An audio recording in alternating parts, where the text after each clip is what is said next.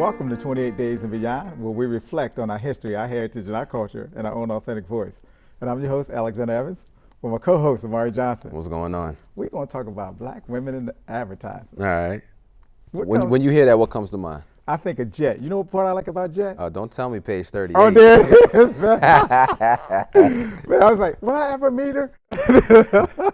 So I think of Jet. That's terrible. I know, that's bad, man. But you see, I knew the page number, though, right? All right, cool. But yeah, but go ahead. But the one thing I did like about it, yeah, they all went to college and was smart. Oh, well, I got you. You know, they give a little narrative with it. The shape wasn't too bad. They would put the figure up there, I don't remember that part. I just remember focusing on, right. 36, 22. No, not that one. No, I'm talking about she was an economics major at North Carolina. Yeah, She's 22. Okay. She likes volleyball. Yeah, that's the part you focus on. Yeah. But the other thing I think about is Essence Magazine, Ebony, Black Enterprise. Yeah. You know, and those helped shape a lot of images and gave me a lot of thoughts when it came. But you know what's interesting about that, though? We sitting here joking about the beauty of the week, which, you know, did play a particular part in the lives of, you know, young black men. Why wasn't there a male beauty of the week? I don't know. That's interesting. You know what I'm saying? We need to call Jeff. But I think that's an issue. Particularly we're talking about advertising, right? Yeah, when we see the representation of women, Yeah. you know, it's always sort of what are their measurements? What sort of, you know what I mean? Physically, what are they trying to sell? As opposed to we see a wider representation of men in advertising than we do in women. Well, you know what's interesting that you say that? I think that they believe women will read and women shop, so there was advertising in there. And they know if they put a woman in there, they will maybe increase the male viewership. That's just my synopsis. That's not saying it's true. So they were going to read. So you're going to read Jet magazine, right? A woman is going to read Jet magazine because of the articles, because of whatever advertisements that they're doing. And in order to pull in a male readership, they had a woman in a bikini. I'm saying that's my observation. That's very interesting. I'm not saying that it's true. I'm just saying, you know what page it was on. It's strictly anthropological research, man. That's all. You know, I study black history and black culture, so I got to do that. You know what I mean? But anyway. But the thing about it is, I do love the articles as well. Yeah, I mean, right. I thought they told riveting stories. Riveting? Riveting. All right. Behind the character, behind the face. Got you. Yeah. So I thought that was critically important. But that's my observation of it. What do you think? Well, I mean, similar. I think those things come to mind as well. But I also think about historically, right? Those tropes, those representation of black women as either what they call the Jezebel, right? Who scantily clad and sort of you've got the mammy. Right, and you've got the sapphire, the tragic mulatto. Those sort of images are always coming up, right? Particularly we've talked a few episodes about black representation, particularly in media, and I think that those things have been consistent over time, right? For better or for worse, and I would say definitely for worse. That there's a limited representation of black women in advertising to basically using their quote unquote assets in order to sell something to somebody else, Yeah, well, when I see the plethora of each characteristics in women based on the women in my family. Me personally, I don't narrowly define people in such a way, even though that's what we're being bombarded with. But I look at it totally different. That's interesting. Well, on today's episode, we're joined by professional model Toni Crawford Major, and she's going to break down the sort of representation of women in advertising and put to rest all of these questions that we're raising right now. So when we come back, we'll have Toni Crawford Major. This is not something that we can ignore. It's not something we can just sweep under the rug as just another disturbing footnote in a sad election season. Because this was not just a lewd conversation. This wasn't just locker room banter. This was a powerful individual speaking freely and openly about sexually predatory behavior, and actually bragging about kissing and groping women, using language so obscene that many of us were worried about our children hearing it when we turn on the TV. The shameful comments about our bodies, the disrespect of our ambitions and intellect, the belief that you can do anything you want to a woman. It is cruel. It's frightening. And the truth is, it hurts. It hurts. It reminds us of stories we've heard from our mothers and grandmothers about how back in their day, the boss could say and do whatever he pleased to the women in the office, and even though they worked so hard, jumped over every hurdle to prove themselves, it was never enough. We thought all of that was ancient history. We're back with 28 Days and Beyond, and on the set with us we have Toni Crawford Major. Welcome to the set. Thank you, Alice. Good to see you. Lovely young lady. I got to get that part of there. Thank you. Toni, what's your perception of, or your viewpoints when it comes to black women in advertising? Well, we're still underrepresented, obviously. We've also have grown. And we can use, as a prime example, when the Academy Award winner Lupita won for 12 Days a Slaves. After she won the Academy Award, then Lancome immediately came in and snatched her up and she became the face of Lancome. There before, had an African woman been represented with natural hair from the motherland as the face of Lancome. Lancome is a skincare, one of the top skincare makeup lines in the country, in the world. That was huge. All of a sudden it gave us permission. You know, even though a lot of us felt it already, there's plenty of people who wear their hair naturally, of course. But for a national brand to sort of put a stamp on that, that then gave other companies and advertisers, I think, sort of the opening to say, okay, now I can be free with this too. Madison Avenue, they're big at copycatting. That's my personal opinion. And no one really wants to take the time to try to be brave and step out of the zone. And they did with her. And it was amazing. And she's beautiful. And she's beautiful, that shiny, beautiful black skin. You know, I mean, it's amazing. Who else would sell Lancome the best? Right. Right? But do you think that, so you said that Madison Avenue is good at copying, so has that started a trend, or is she kind of like the only one, or is it opening the door for other folks to? I haven't seen anyone else in a major ad like that since, but you know, it's slow to catch on. You know, we still have a perception of what beauty is in America. And I would like more of my sisters to stop wearing weaves and, you know, and stop feeding into that hair industry. That's not going to our pocket. I just want to say that. So it's not enough yet. You know, so they're still hiring the girls who are wearing the weaves and, you know, the long hair. Perception in America is that women are beautiful if they have long hair, you know, and that's just simply not the case, you know, and it's not meant for everybody, you know, and that's your pencil thin. What's great, though, is that with athleisure wear, women being fit, and, you know, we're now changing the perception of the models we want to see. Because now we want to be strong, we want to be fit, you know, we want to take care of our bodies. And so I think it's opening the door then for women who are not naturally thin, who are not rail thin, you know, or not having any negative body images. Because that can start very young. It can be very, very detrimental. Take a really, really long time to recover from that. A lot of therapy, a lot of therapy. In the meantime, you're ruining your organs, right? So I think they're coming along. I think we kind of have to just keep, you know, our pulse on it and talk about it all the time and often. And I think this is a great start. This is a great start to doing that. Let me ask you this, because we brought up Jet and Essence and Ebony and all those things. Centerfold. And the Centerfold. What was Page? I don't remember. He remember. Selective amnesia. But I think that have, you know, Black Power with the afros and everything. I think we had a very good sense of who we was as far as identity. Now that you're saying these other spaces, Lancome and all of them, how do you think that impacted how we see ourselves now, black women in particular?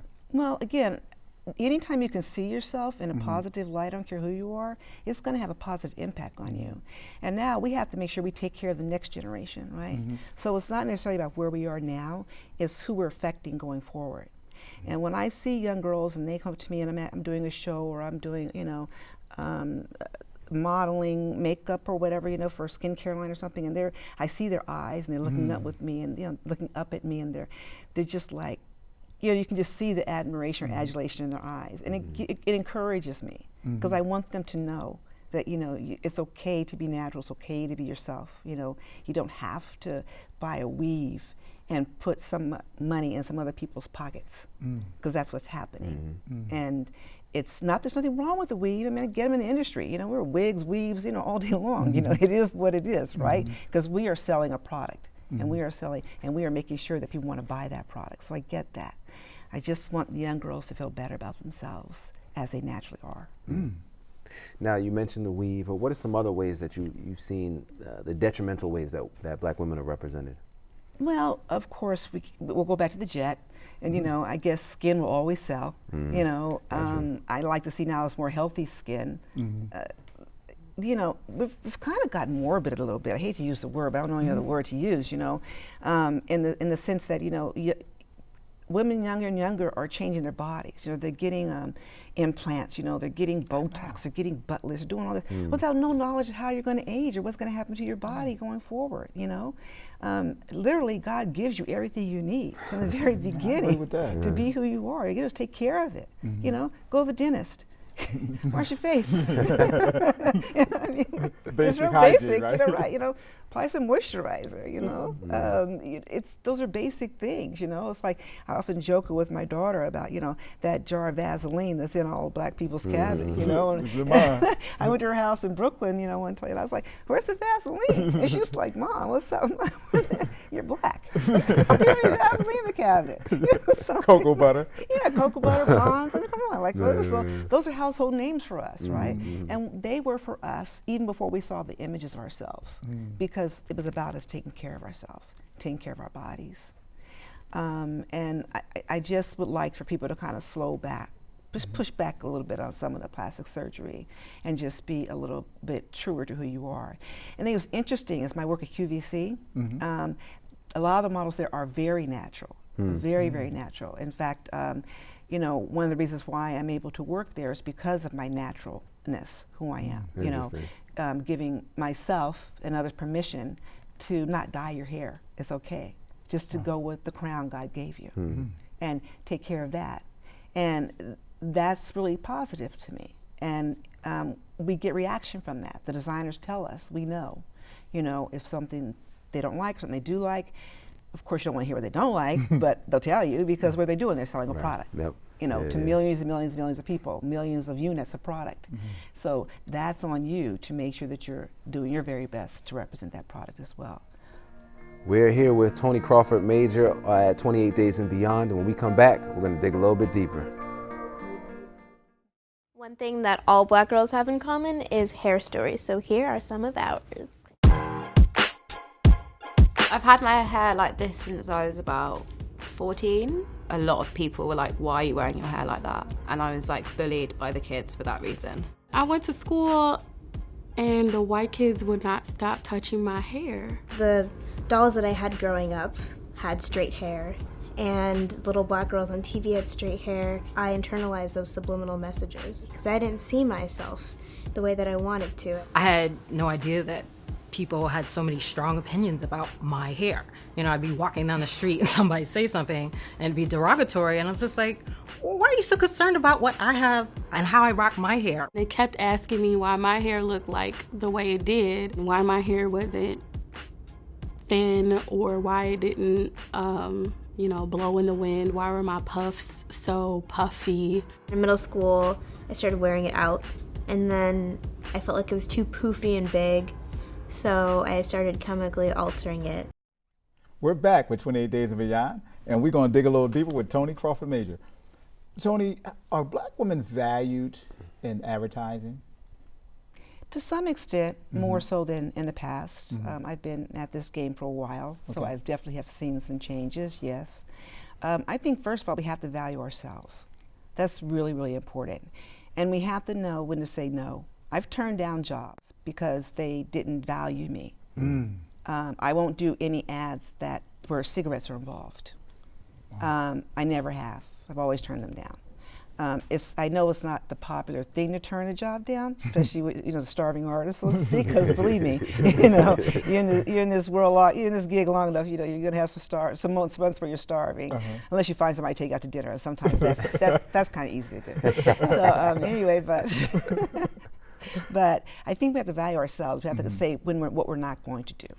You know, and there's nothing wrong with showing the female body. I'm all for it. I mean, we talk about Venus and Serena. I mean, what powerhouses, and now the beautiful images that are coming out about her, and you know, on the cover of the magazines, you know, it's a strong, athletic, but yet beautiful and sensitive and sexy woman. You know, she is. I mean, you know how strong those girls are. My word, and what they must have gone through. Well, we saw some of it. We didn't see all of it. Right. You know. And I see it in myself. I go to a casting, there's 50 women there, and they're all beautiful, and you know, they give you all lip service, the casting director, oh, you're great, you're great, you're great. you see who they cast, the person that looks nothing like you, complete opposite. You know, they've hired a blonde with blue eyes. You're like, wait a minute, well, I thought you wanted to go this direction. But you have to have a pretty thick skin to stay in the game, you know. And I think that we are becoming more, not just for African American women, but our Brazilian women, you know, our women from, you know, motherland again I mentioned, you know, and just our Caribbean women, just everybody, you know, the women who are Puerto Rican, you know, and how do we respond and work together. One of the girls at QVC told me there was a time when they never would have 3 women of color on the set at the same time. And the other day I was on set and there were 4 of us. Wow. So, you know, it's like, so things have evolved. And people, and you know what happens? Why? Social media. Because now people have easy access to go online and say, where's so-and-so? Or I liked so-and-so. Or, you know, bring her back. Is that something that you've experienced personally? Absolutely. I've actually had to take an Instagram class so that I could understand how to put, because I was posting the same thing. Everybody was like, okay, like the girl, like, so you got to do something a little better. So, you know, I'm trying. Then I, you know, have had some mistakes, but that's okay. People laugh at it a little bit, you know, and I joke about, you know, I'm not the Instagram, you know, age, but I'm learning. I say, be patient with me, y'all, you know, just because I can get on, so I can understand, and they respond. But you mentioned that. I mean, how has social media and all of that sort of changed the modeling game? Well, you can you can promote yourself. There was a time where you just waited for your agent to promote you.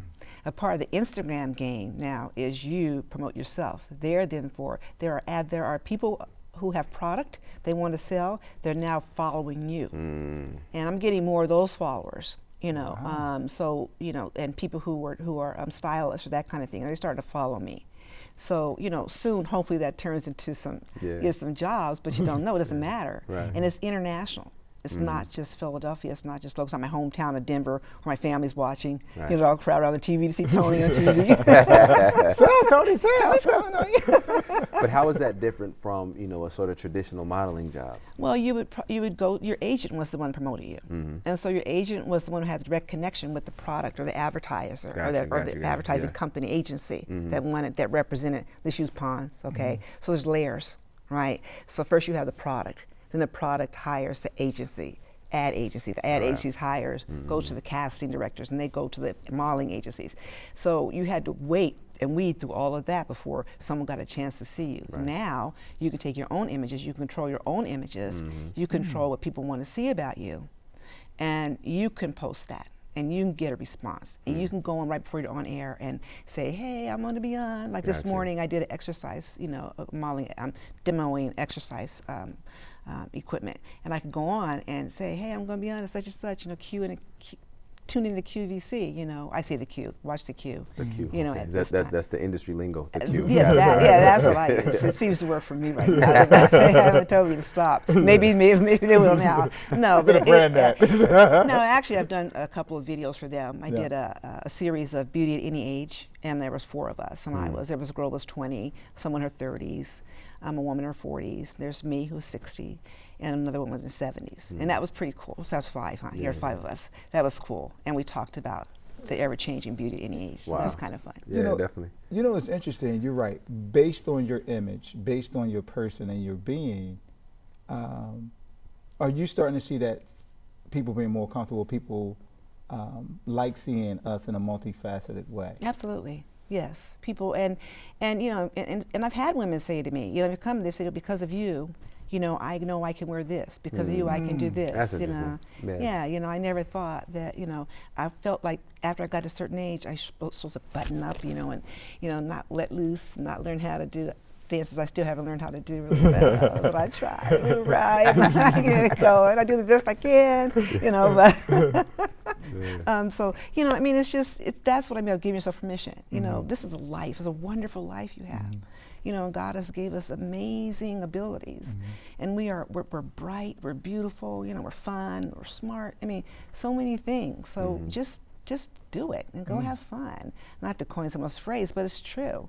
It really is true. So it's a fun time for me. I mean, you know, starting at 16, you know, was a model. Oh, 13 actually, a little early. Actually 9 when I was Little Miss Denver. You know. Then I had an agent. Yeah, but and going through my own life and all my maturation, you know, my life career in corporate and everything, government, and to be able to come back at this stage and actually have a modeling career again. I mean, it's kind of cool. Yeah. Wow. And that color look good on you too. Thank you. I wore a few hours. Thank you. But that's so this is something you've been doing your entire life. Yeah, it's off and on my entire life. Yeah. I mean, obviously you said, there were parts where you were starving or there have been ups and downs, but I mean, at this point in your career, what would your assessment be of your time as a model?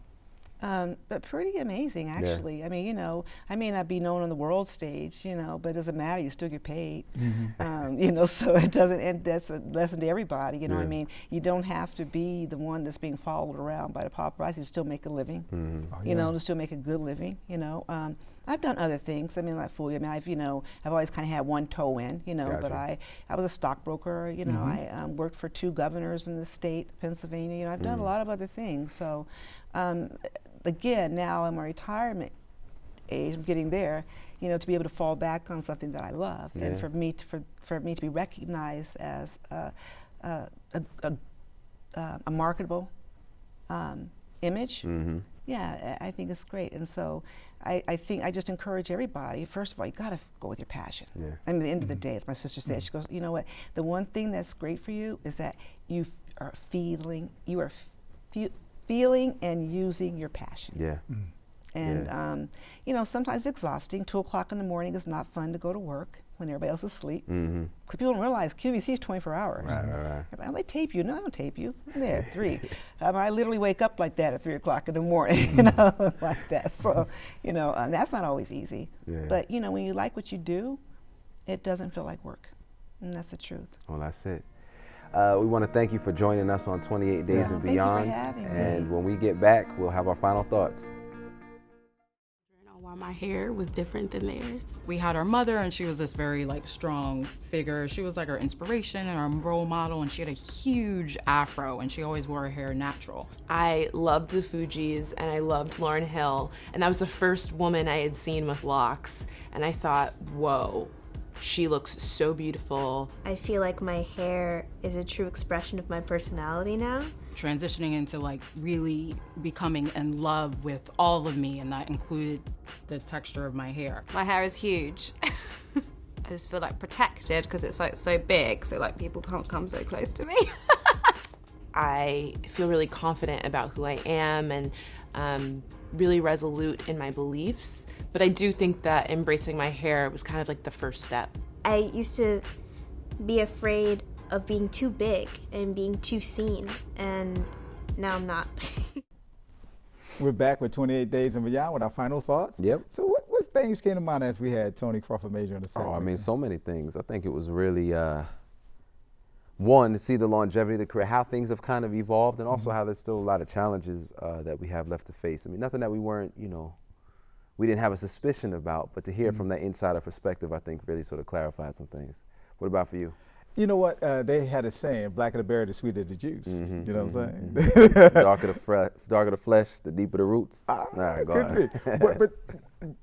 But I love seeing the diversity of black women in advertising, because I think it's compelling, because media has such a strong influence, if you don't choose not to critically think and have your own self-identity issues, that it can influence you on who you should be and what you should look like, and someone else giving people power to dictate that is not good for your psychological makeup. Do you think that there's still a proportionate representation of black women within, as black women are represented, that you've got an equal amount of tall women versus short women, thick women versus slim women, dark women versus, light women? No, I think they still go for what they think is palatable to the audience, and sometimes I think they force it on you. I don't think it's always based on marketing and demographics and revenue. I think they create the appetite for you. You don't create your own appetite. That's interesting, yeah. I mean, Ms. Toni mentioned the example of Lupita, who is in a lot of ways an aberration from what we're typically used to seeing more in the Beyonce side of things. Which I mean, I think to me is a good thing that we have, like you were saying, a wider representation. I would certainly love to see, more women represented in terms of, like I said, in terms of the color spectrum, but also in terms of the body type, which is another thing that's really important to keep in mind. I mean, even it's like they talk about what a plus size model is. I'm like, oh, that's just a regular woman. You know what I mean, to me. So yeah, so I definitely love to see that as well. But you're right, it certainly has an impact on not only, you know, women's body image, but also sort of, you know, what men start to see and value as being beautiful, and so on and so forth. So this has been another great episode of 28 Days and Beyond, where we reflect on our history, our heritage, and our culture in our own authentic voice. So until next time, peace.